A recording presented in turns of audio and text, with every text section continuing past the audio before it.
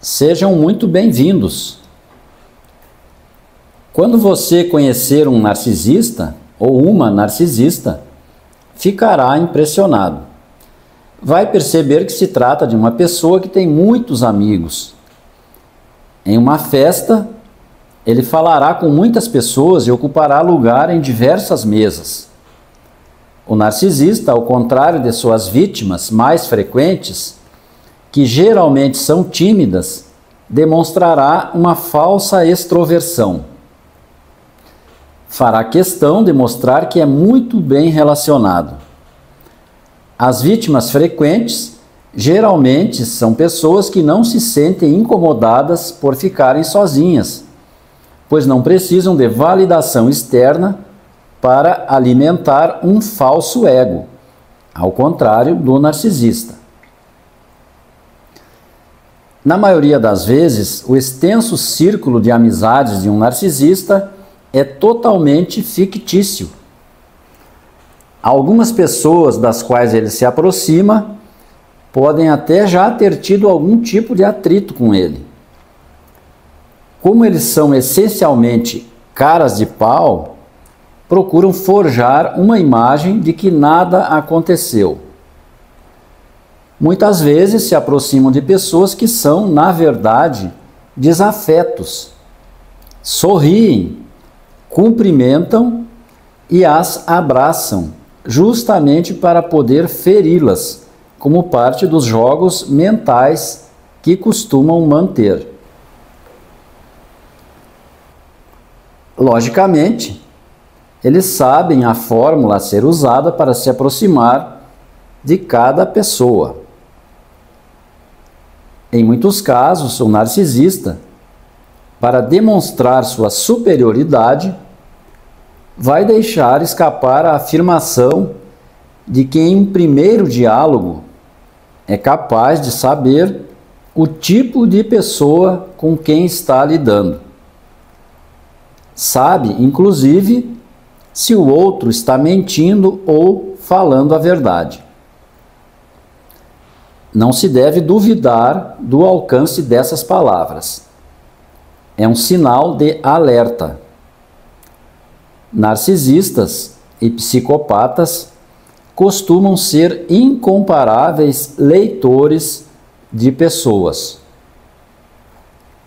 Essa leitura inicial é que dará norte à bajulação e ao bombardeio de amor que norteia as ações durante o contato inicial que costumam estabelecer. A bajulação também é útil para cercar-se de falsos amigos, os quais costumam ter diversas utilidades.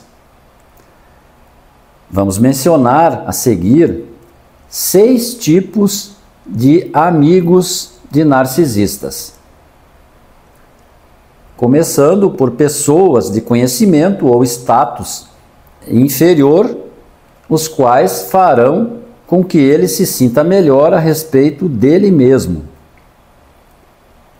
Fornecedores de suprimento emocional, pois os elogiam e aplaudem. Idiotas úteis, que conferem algum tipo de vantagem ou acesso e fazem, por um preço irrisório ou gratuitamente, algum trabalho. Salvadores, que pensam que o narcisista é um inocente precisando de proteção. Os típicos mensageiros e espiões, os macacos voadores. E seguidores que andarão à sombra da suposta superioridade, poder, influência e invencibilidade dele.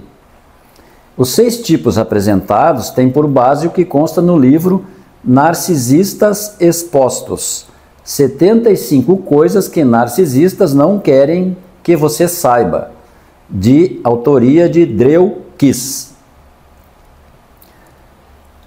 As características de alguns desses amigos beiram ao ridículo, mas se parecem com débeis mentais, dispostos a ouvir a repetição de histórias sobre bravatas que não condizem em nada com a realidade.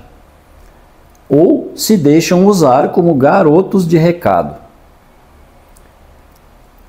Muitos narcisistas são realmente pessoas bem-sucedidas. Entre eles estão estrelas de cinema, políticos importantes e até mesmo, segundo alguns autores, dirigentes de países. Esses, justamente por serem narcisistas, são dotados de um cérebro que lhes confere frieza para passar inescrupulosamente por cima de oponentes ou para descartar, sem se abalar, funcionários fiéis. Essa é a posição ideal para um narcisista estar. É onde angariam com plenitude seu combustível, o chamado suprimento emocional narcísico. Mas é comum, quer estejam nas altas esferas da sociedade e do poder, ou mesmo que sejam financeiramente fracassados, o fato de que os amigos dos quais se cercam são marionetes descartáveis. Atualmente vemos muito a seguinte frase: você conhecerá de verdade uma pessoa a partir do momento em que não tiver mais utilidade para ela, ou quando não mais se deixar manipular, ou ainda quando o outro não conseguir de você aquilo que pretendia desde o início. Ou seja, quando você disser a ela um não. Nem sempre estaremos diante de um narcisista ou uma narcisista. Pode se tratar de uma pessoa simplesmente interesseira, ou alguém que tenha traços do transtorno de personalidade narcisista. Após um não, mesmo nesse último caso, você certamente vai se deparar com o uso de uma tática maliciosa, que é a depreciação ou desvalorização. Ela pode ocorrer de duas formas. A primeira é brusca e impactante.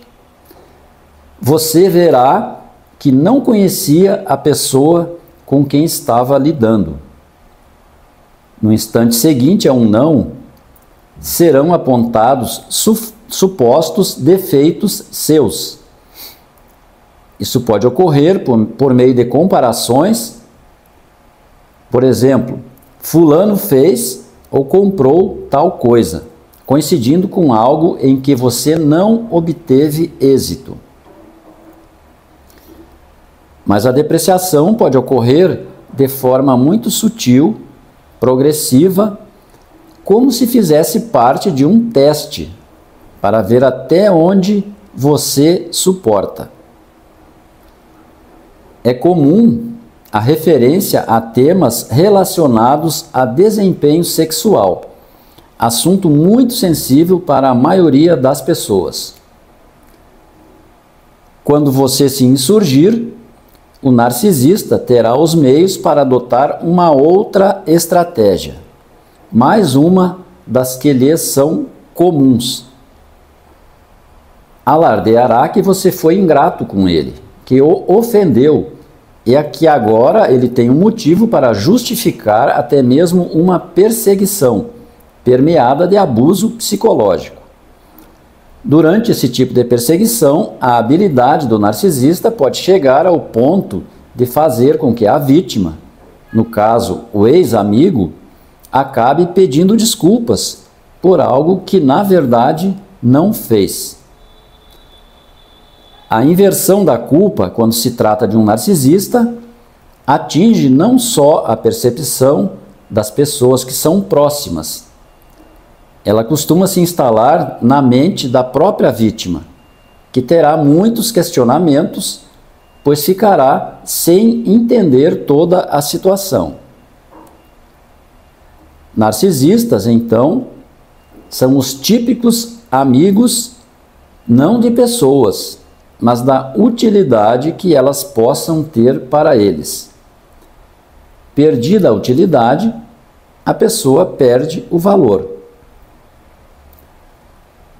Isso acontece mesmo com fiéis ajudantes deles, os denominados macacos voadores.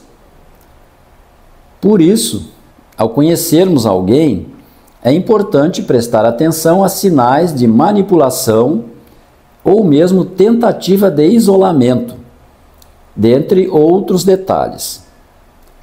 Há pessoas das quais nos arrependemos de ter conhecido, às quais deveríamos ter dito logo um não, sem se explicar e sem sentir culpa. Muito grato pela atenção.